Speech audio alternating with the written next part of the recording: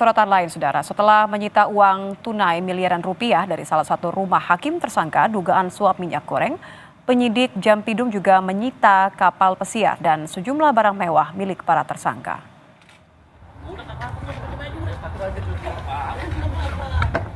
Inilah dua kapal pesiar milik salah satu tersangka berinisial AR. Kapal mewah ini disita penyidik Jaksa Agung Muda Tindak Pidana Umum di Dermaga Marin, Pademangan, Jakarta Utara. Penyidik memeriksa ke dalam dua kapal milik tersangka. Kapal mewah ini diduga menjadi bukti tambahan dalam kasus suap vonis lepas minyak goreng.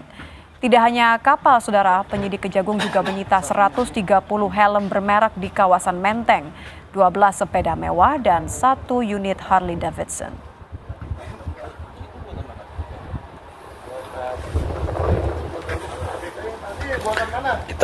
Itali ini Pak.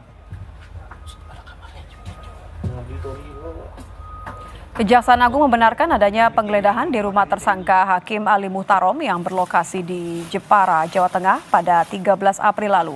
Menurut Kapus Penkum Kejagung, pihak keluarga tersangka turut membantu menunjukkan letak penyimpanan uang yang berada di bawah tempat tidur dengan koper yang dibalut karung. Uang yang ditemukan yakni dalam mata uang asing sebanyak 3.600 lembar dengan pecahan $100 Amerika atau senilai 5,5 miliar rupiah. Sudah, bisa video call? Ini udah saya buka. Udah dapat, udah. Video call bisa? Video call. Rekam sudah, Pak. Ini sewaktu itu kan tim kita ke sana melakukan penggeledahan. Memang sedikit ada karena setelah digeledah belum ada jawaban, ya.